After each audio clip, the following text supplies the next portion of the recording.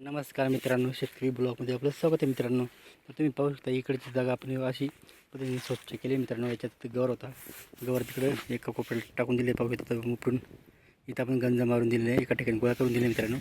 त्याचप्रमाणे आपण आपल्या इकडं इथं आपण जे गवार उपटून साईडला फेकून दिलेलं आहे, तर त्या ठिकाणी आपण निम्म वावर खुरपून काढलेला आहे हाताने, जेणेकरून आपल्याला वावर तयार करण्यासाठी लवकरात लवकर आपल्या हातामध्ये वावर येईल. तर हे साफसफाई केलेलं आहे आपण पूर्ण वावर.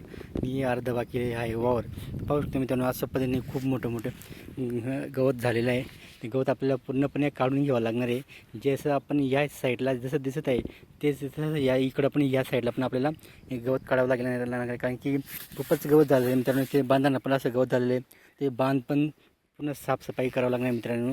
तर आपण खूप त्याच्या मागं लागलेलं आहे आणि खूप आपण साफसफाई करण्याचा प्रयत्न करतो मित्रांनो. जसं इकडं केलेलं आपण एकदम क्लीन दिसतं आहे, तसंच आपल्या इकडे पण क्लीन करायचं आहे मित्रांनो, जेणेकरून आपला वावर म्हणजे लवकरात लवकर आपल्याला त्याच्यात काहीतरी टाकता येईल.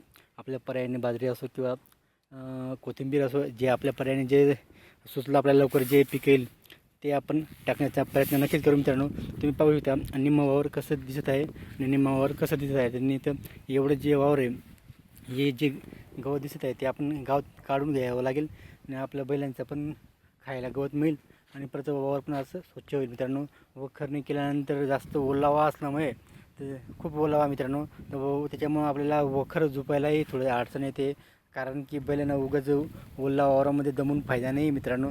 कारण की वखर चालतो पण त्याला थोडंसं कोरडं वातावरण लागतं मित्रांनो, तर तेव्हा ते आपण वातावरणामध्ये व्यवस्थित आपण काढू शकतो मित्रांनो.